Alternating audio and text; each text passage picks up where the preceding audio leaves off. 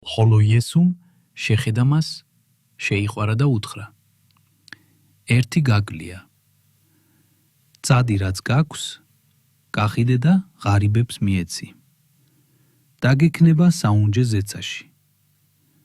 და მოდი მიხევი მე. ხოლო მან მოიწყინა ეს სიტყვა, წავიდა დამწუხრებული, რადგან დიდი ქონება ჰქონდა. იესუმ იმოიხედა და უთხრა თავის მოწაფეებს: როგორი გაჭირვებით შევა ღვთისმსასუფეველში ქონების მქონენი. ხოლო მოწაფეები გაუცებულნი იყვნენ მის სიტყვებზე. მაგრამ იესო კვლავ მიუგო და უთხრა მათ: შვილებო, როგორი ძნელია შესვლა ღვთისმსასუფეველში.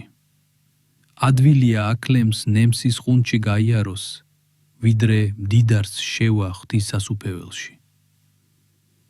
ისინი მეტად განცვიფრდნენ და ერთმანეთს ეუბნებოდნენ: აბა ვინ გადარჩება?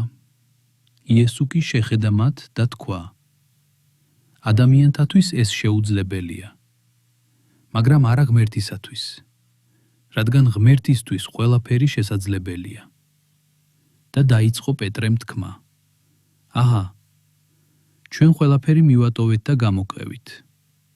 იესუმ თქვა: ჭეშმარიტად გეუბნებით თქვენ, არ არის არავინ, ვინც მიატოვოს სახლი, ან ძმები, ან დები, ან მამა, ან დედა, ან ცოლი, ან შვილები, ან ველები ჩემთვის და სახარებისთვის.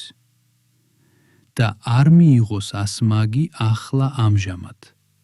სახლები, ძმები, დები, დედები